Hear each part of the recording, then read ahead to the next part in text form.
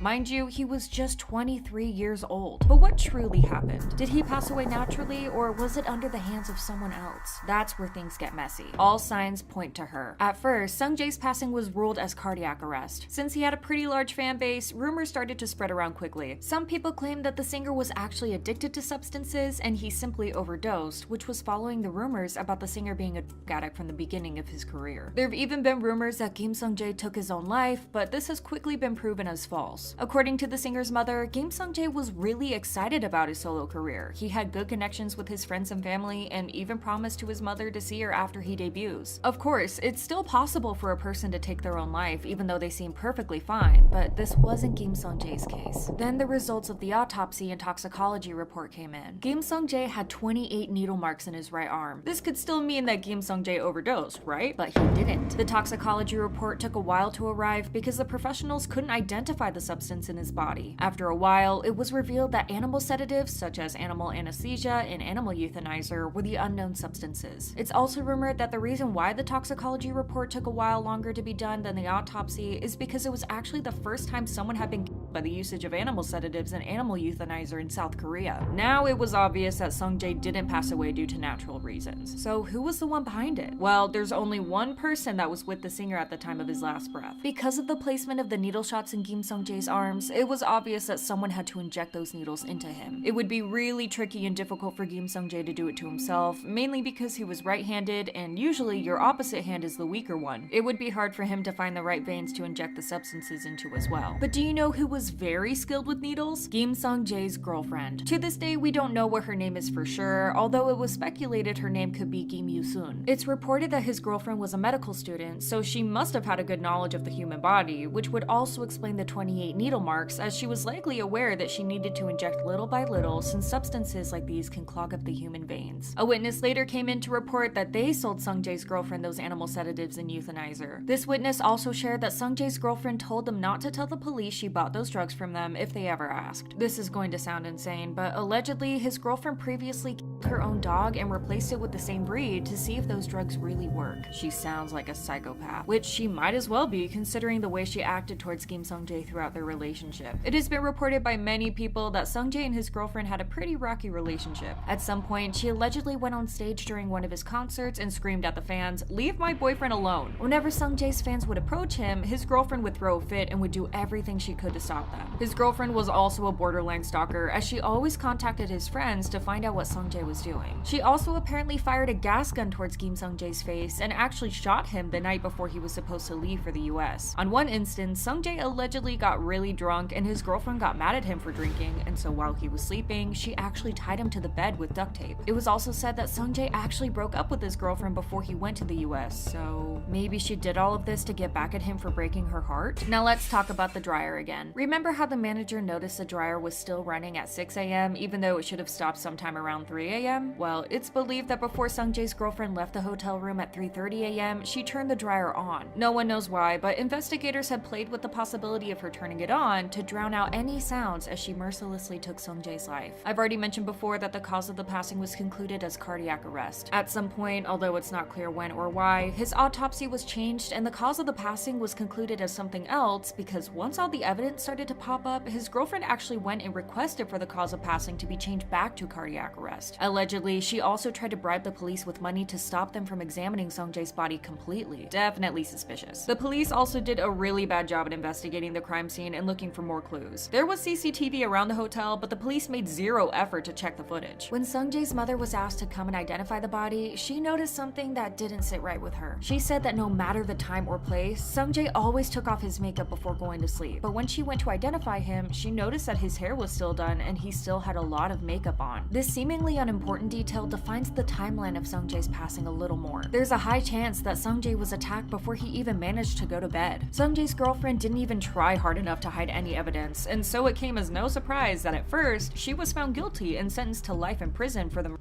of Kim Sungjae, though no one was prepared for what came next. The unexpected twist. During the first trial, the girlfriend was sentenced to life in prison, but that would soon change. Over the course of the second and third trial, his girlfriend was actually found not guilty. Despite all the evidence pointing towards her, the court said that there was actually a lack of evidence that would directly point towards Sungjae's girlfriend. How could they possibly think that it was someone else when she was the one who purchased those sedatives, not to mention that she was a medical student and she was so possessive over him? She was really like, if I can't have him, then no one can. But unfortunately, she took it too far. The court also argued that the amount of the sedative she purchased was not actually enough to kill Sungjae. The witness, who at first reported that they sold the sedatives to Sungjae's girlfriend, later changed their testimony and claimed that they actually didn't remember anything. The reason why it suddenly took such a sudden and strange turn could be the background of Sungjae's girlfriend. Apparently, someone in her family had a political background, and although it's not known who exactly, it wouldn't be that strange for her to pay her lawyers, the officials, and even the court to overturn the verdict. It wouldn't be the first time someone used their wealth and power to their advantage so they didn't have to face the consequences of their actions. Her lawyer also argued that she did indeed buy those animal sedatives, but they were for her own use as she intended to take her own life, but decided not to go through with it at the last second. I mean, this just sounds super sketchy. Their relationship was also painted in a completely different light. Apparently, they were super happy together and there was no conflict going on between them. Her defense team also tried to throw the blame on one of the foreign backup dancers. Their story was that one of the dancers felt negative emotions towards Sungjae and they just couldn't hold in their anger anymore. It does look a little suspicious, considering that they allegedly left to go back to the States just a day after, but there's still way more evidence pointing towards the girlfriend than to the backup dancers. What's also incredibly frustrating about this whole case is the way that the law system works in South Korea. If a person had been previously charged but later was acquitted, they cannot be charged again even if they are found guilty after some time. Obviously, Sungjae's passing made headlines all over South Korea and a lot of people were absolutely devastated. Understandably so, especially when in the end no one seemed to be responsible for his death. After some time, Sungjae's case went cold and it would always pop up just for a little while. That was until 2019, when the woman who Sungjae once called his girlfriend started to look even more suspicious. Fighting for justice. Fast forward to the present. It's said that Sungjae's girlfriend changed her name and underwent numerous plastic surgeries to change her appearance. She's also been working at a dentist clinic along with her husband and is living lavishly, while Sungjae's family, and especially his brother, are still fighting to get Sungjae the justice he deserves. Back in December of 2019, an episode of SBS's Unanswered Questions regarding Sungjae's passing was supposed to air. Turns out a court order actually prevented the broadcast from airing. Sungjae's brother, Kim Sungjae, shared, "I don't understand the court's decision. We don't want to punish anyone, but want to know the truth about what happened that day. The biggest reason is that my mom should know the truth about what happened. It's her only wish." Kim Sungjae has been fighting for his brother ever since Sungjae passed, and it doesn't seem like he will ever stop, even though everything has seemed to be against him. The reason why the episode about Sungjae wasn't aired is because of Sungjae's girlfriend, now going by Mrs. Kim, filed a provisional injunction to forbid the broadcast. Back then, the court ruled, "It is difficult to say that this is a broadcast made solely for the public interest. There is a risk that it could cause irreparable damage to Mrs. Kim's character and honor." The production staff of Unanswered Questions expressed their deep regret at the ban, but complied with the court ruling nonetheless. There wasn't much that they could do anyways. The production staff said, "This episode tackled an unsolved case that has many unanswered questions and in which the public has a high level of interest. It was an opportunity to interview experts of newly developed scientific techniques that may have shed some light on the case, and we spent 5 months researching and collecting material for the story." Skipping a few months to December of 2019, SBS tried to air the episode of Unanswered Questions once again, but was blocked from doing so for the second time, and it was once again because of Mrs. Kim. The court accepted Mrs. Kim's request for injunction and said, "The previous broadcast and this broadcast differ in reasoning only, but in the end, they both suggest that the filer of the injunction might have committed."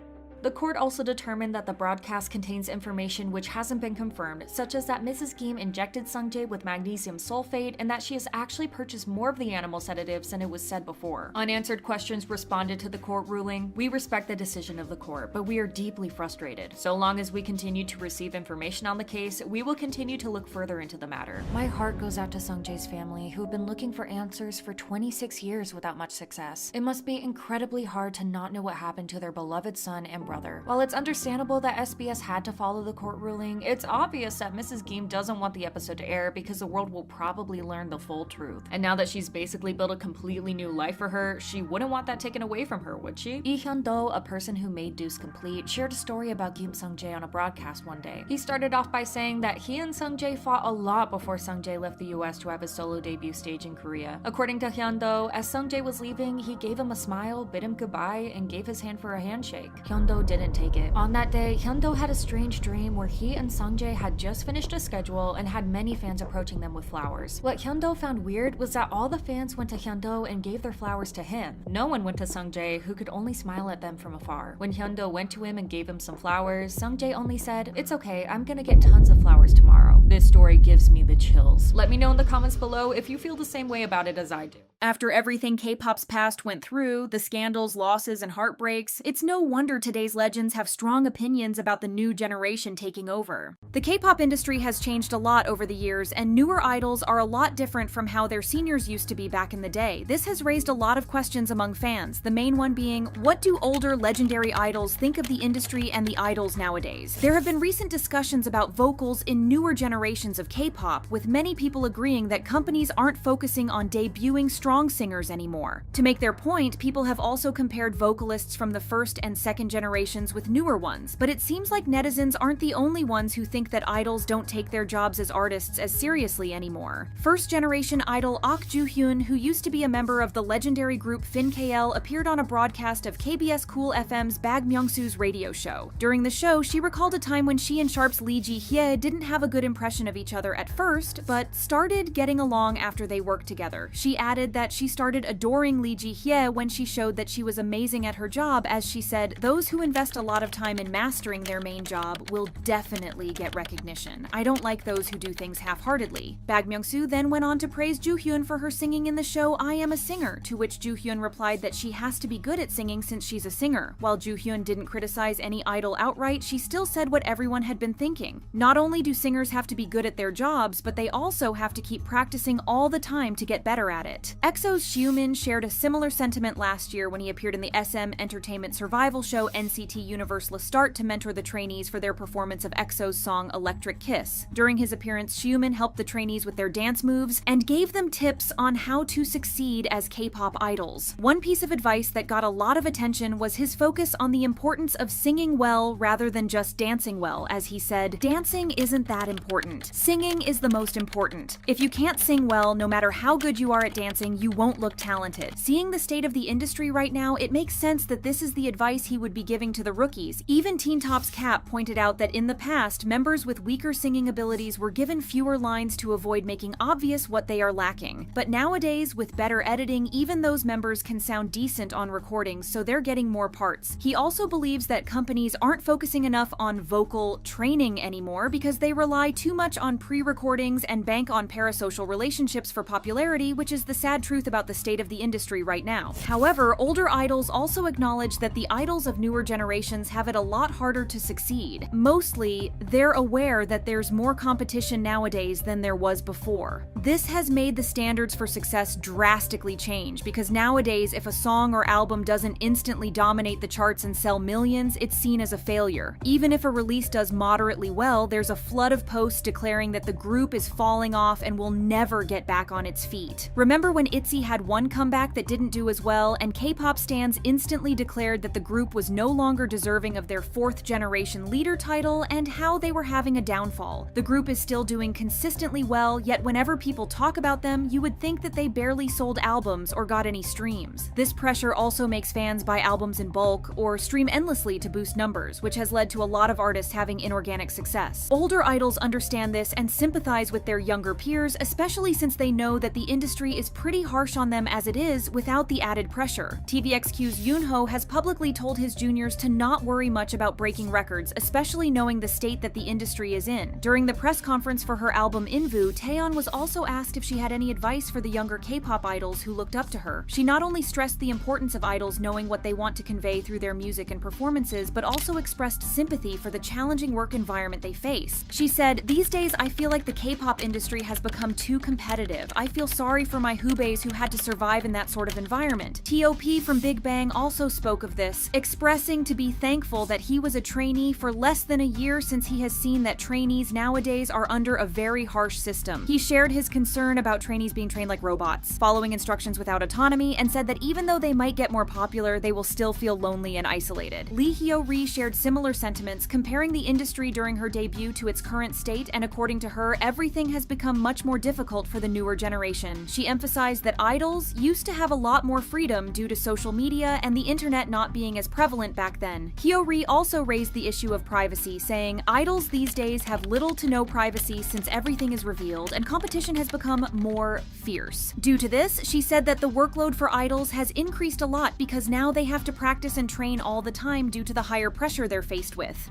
No matter how much harder they have it nowadays though, the promotions are a lot shorter than they used to be. When Jung-hwa appeared on Suchwita, BTS's Suga brought up how first and second generation idols used to promote for 6 months, but now they only do so for 3 to 4 weeks. Jung-hwa said that she couldn't even imagine having a promotion period of only 3 weeks. She also said that in the past, she would wrap up activities for one comeback and then immediately release another song and start the promotion cycle again. Back in the 90s, when K-pop idols went on tour, they would all gather after the show to hang out, eat, and socialize, which was the best part of it all. This is another thing that younger generations can't relate to, hanging out with other idols freely. Nowadays, if they were to do the same thing, they would get involved in all kinds of dating rumors, and the fans would start fan wars. Even Suga mentioned that they didn't make a lot of friends in the industry since they didn't have the opportunity to do so. 2NE1's Dara and JYJ's Kim Jae-jung also had a talk about the amount of promotions they used to do in comparison to newer idols. During an episode of J Friends, Dara revealed that their schedules during 2NE1's active days were incredibly hectic, with back-to-back filming, performances, and overseas travel often leaving them sleepless. Dara remarked that the group didn't have enough time in a day to fit everything in. Looking back on those busy times, she acknowledged that K-pop's first and second generations had to endure a lot, while Jaejung chimed in, stating that compared to the past, today's idols have it easier. It's undeniable that the industry has changed a lot throughout the years, but there's one thing that has remained the same. Idols still debut when they're too young and vulnerable. Idols like Boa, Hyuna, BTS's Jungkook, SHINee's Taemin, IU, and many others debuted when they were very young, and they have been vocal about the struggles and hardships that came with debuting when they were still in their teenage years. Because of this, it seems like they feel bad that idols who are debuting these days are getting younger, and seniors in the industry are more than aware of that. For example, LE SSERAFIM's Eunchae's young age has become kind of a running joke in the industry since it seems to shock everyone. Sunmi was flabbergasted when Eunchae revealed that she was born only a year before Sunmi herself debuted with Wonder Girls. EXO's Baekhyun, Chanyeol, and Xiumin were also stunned when she told them that she was only 16, with Chanyeol even noting the significant 16-year age gap between Eunchae and Xiumin. Because of this, the seniors in the industry always try to look out for the younger idols as much as they can. We mentioned that Hyuna debuted when she was pretty young, so it wasn't surprising when she appeared to be concerned about the New Jeans members and wondered if they were taking care of themselves. She said that she was worried if they were struggling to eat properly due to wearing revealing outfits or lack of sleep because of their busy schedules. It seems like the members reminded her of her own experiences when she was younger, which is why she was so concerned in the first place. She then addressed the members themselves and said, "I sincerely hope there is at least one person beside all of you who you can easily confide in." The members of Sistar also famously advised the IOI members to be careful of men, especially when they're rookies. According to them, the male seniors won't leave them alone, and since all of them are not nice, the members told them to stay home and not meet up with guys. Sistar's Soyu had also called Ives Wonyoung and Yoojin when they were under the same company and gave them advice for about 6 hours, which the girls really appreciated. Yoojin in particular said, "I actually feel really grateful for it. No other seniors consider us and try to take care of us as much as Soyu does." No matter how big the differences are between generations or what the older idols think of the state of the industry right now, it's still obvious that they don't want them to go through the same things they did. It's really heartwarming to see them look out after each other like this, and we wish that more idols did the same.